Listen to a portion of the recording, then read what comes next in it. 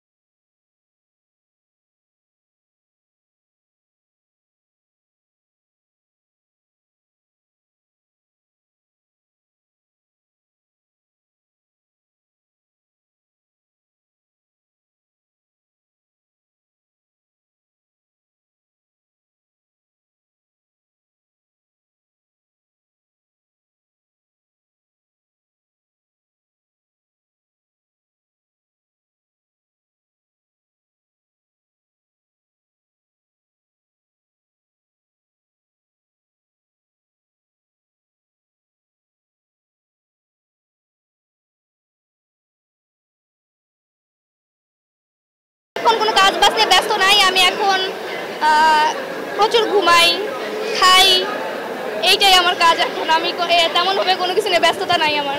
আমি তো জানি আমরা সেম না, আপনি কেন বলবেন? তবে আমাদের মনের মিল অনেক বেশি।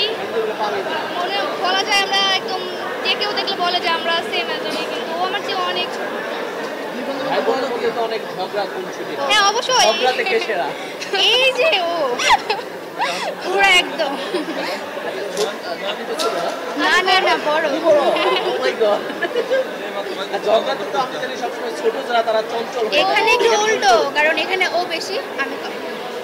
আচ্ছা, কোন বিষয় নিয়ে আপনাদের মধ্যে ঝগড়াটা বেশি হয়? সব বিষয় নিয়ে ছোটখাটো। আর যেমন কিছুক্ষণ আগে আমার সঙ্গে ছবি তোলা নিয়ে, ভিডিও ছবি তোলা নিয়ে হয়েছে। তারপর যে বসা নিয়েও ঝগড়া হইতেছে, ঘুমানো নিয়েও ঝগড়া হয় আমাদের। আমরা প্রতিদিন রাতে ঘুমাতে গেলেও আমাদের ঝগড়া হয়। প্রতিদিন এটা হবে, রুটিন আমাদের। আর আমাদের ঝগড়াটা অনেকটাই হচ্ছে আলাদা। যেমন আমরা এখনই ঝগড়া করব, এটা হচ্ছে আমাদের পাশে কেউ দেখবে, কিছুক্ষণ পর সেই বলবে যে এদের মধ্যে না একটু আগে ঝগড়া হলো, এরা তো আবার কথা বলছে।